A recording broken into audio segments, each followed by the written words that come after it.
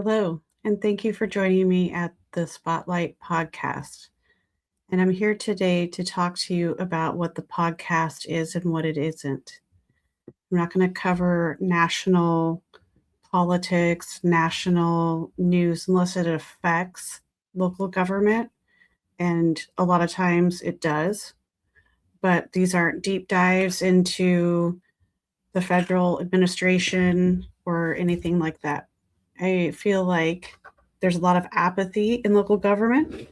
So I would like to introduce myself. My name is Kay, and I would like to teach you about local government. I'm a former city manager, and my background, I believe, would be helpful to stop the apathy in local government and also to highlight the good things that are happening in a community. And I mean that in what's happening in your school district, what's happening at your local pool, in your library, at your EMS, at your police station. And if those things align with you, please join me. I'm just getting started. I have a lot of topics that I think are relevant that people are hungry for. So follow me, click the subscribe button, and let's talk about these topics together. I'm going to have on guests sometimes. Sometimes we'll just be doing deep dives. We're going to learn about how to request records. We're going to learn about where records are. I live in Oregon, so most of the things are that I will be discussing with you will be relevant to Oregon, but also I would like to talk about it throughout the whole country because water is water no matter where you're at. Infrastructure is the same: streets, roads, bridges, sewer. You all have it. And I feel like we can come together and unite under local government. Recently, I saw a video about a city council. It may have been a mayor. I'm not for positive. And I would like to share that with you to kind of show you what my vision is. Now, I've had this vision for a while, but it was almost providential that I saw this video because it's exactly why I would like to start the show and connect with you guys around local government. Um, I'm not asking you to run for city council, but we can't just keep saying that all people are bad because I've worked with a lot of these people. I've met a lot of these people. They're all good until they're proven bad, right? And some of the big names, Chicago, Minneapolis, those people are giving the ones that are doing the hard work a bad name. So I've been on both sides of it. I see people saying, well, they're all bad. They're all in the um, pedo group. They're not. I've worked with these people, and they should be deemed innocent until proven guilty, or even if there's a suspicion. People have the right to their amendments and their civil rights, and we should grant them that. This work is hard. It is so very, very hard. As a city manager, you do a lot of switching hats, and you're over here doing this, and somebody walks in, and now it's this thing. And it depends on the size of the city, but I think it's still relevant just the same that we bear a lot of the weight to also be the person facilitating conversations between council and mayor, between county commissioners, assembly people, legislators. We're the in between person. The citizens just want what they want, but we have a process, and you communicate that to your elected bodies. And it's not just as easy as just go do the thing, or there's complaints and somebody feels like, well, I don't like that fence. I don't like that they put that color of paint on their house.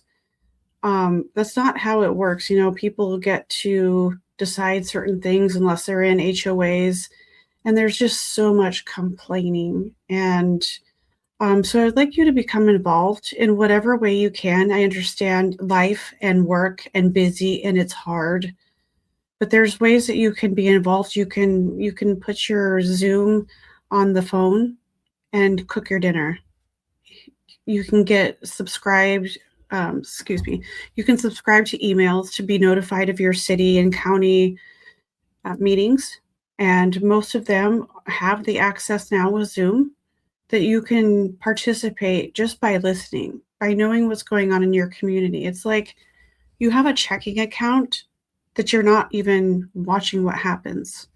And who does that? So there's a lot of ways that you can become involved. And even if it's a dog park, whatever you're passionate about, if you like decorating, if you like the beautification committee, if you like the tree committee, if you're a numbers person, be on the budget committee. The people on budget committees are the ones that are approving the things that are happening to you in your town. And also, I just kind of want you to think back about when you were a child. Do you have a good memory of a park? Do you have a good memory of a fishing hole? Do you have a good memory of being able to hang out at somebody's house feeling safe? Do you have a memory of the ambulance being there to take your loved one to the hospital? Those are all things because of a local government, because of your city council, because of your county, because those people are working together. It's not because Erica, Kirk, and Candace.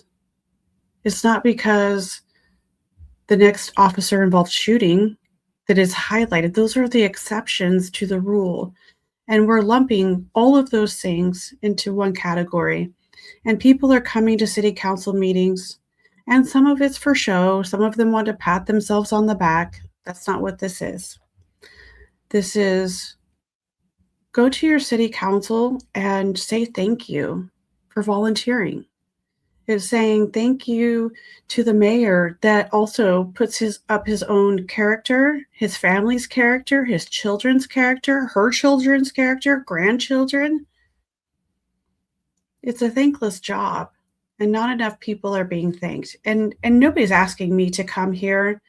This is really because I saw behind the scenes what was happening, and it really just amazed me how people think that they can come to City Hall and because you're a taxpayer, that you just think that whatever you want, you should get. And you want something in the federal government done at a council meeting. You want to express yourself, sure. But also, like, I have always said that if you're going to be a complainer, then you need to come with a solution too. So you don't get to come and complain unless you have a solution. And I think that's kind of where we're at. So on this show, if you're going to complain, that's what I will say to you. What is your solution? Let's talk about solutions. I think that's really important. What would you like to see in your state? What would you like to see more of? Because right now, what I see is a group of people that are getting the spotlight, and it's not representative of all of the people. And unless you get involved, then you don't get the right to complain. If you're the one that's sitting there listening to council meetings and you know what's going on, you get to complain. But do it in the right way, do it where it's effective, and do it in a way that's respectful. Because disrespectful people oftentimes are the squeaky wheel that get the grease, and there needs to be more of the respectful people than the greasy people. So with that, I want to show you a video about my vision for this show, and I'm really excited about this. I'm really nervous as well. I've never done this, but I want to reach people that are concerned about how their children are growing up and their grandchildren. And I'm not saying everybody is capable of being involved, but we should all be involved where we can. And sometimes these things just aren't for certain types of people, but for the people that are willing to, I employ you to, from all ages and all backgrounds and all ethnicities, become involved in your school boards, in your PTAs, in your beautification committees, because it's really important. And you find there's a lot of really nice people too. There's some not so good ones. But, anyways, I would like to show you this video about my vision. So hang tight. Okay, here we go. Just a second. Bear with me. You know, we have enough poisonous politics in Washington. And what I really have had, been very sad about is this trickle down that everything local now has to be poisonously political. It's sad. And it shouldn't be that way. We can disagree on whether we want to do this or that, or how our taxpayer money should be spent. But these attacks where you associate people from one party or the other, with issues that we have nothing to do with, it's just wrong. And there's just way too much in our town at the local level where we're just trying to do things. And Councilman Pawlowski listed a whole litany of things I think that have been accomplished, which is great. Now, some people may think that we should have done other things. That's great. You can say that. Give your ideas on what should be done differently, where your money should get spent differently, but don't make it personal. And if you disagree, it's not because the other person's nasty or mean. They just disagree with you. That's okay too. And that is the vision for this show, is unity, holding people accountable, bringing on people that want to talk about their positions. We can be respectful. I know we're getting ready to go into elections, a whole year of elections. I think it would be interesting to talk to the people that are running. For example, in Oregon, there has been some audit findings. I'm going to do a deep dive on that. I have already begun, but you don't hear about the people running, how they are going to fix the things that were found in the audit. I think that's really important. I think you need to look at it. And these are questions that when they give you the word salad, that it sounds really good, but then there's these other things. And it's only part of the puzzle, right? But that's what I want to have a discussion about. So thank you for joining me. Thank you for watching. Please subscribe and follow. And we'll be doing more. I don't have a regular schedule as of right now. Like I said, I'm just getting started. But I hope you'll follow me and let's have some good conversation. Thank you.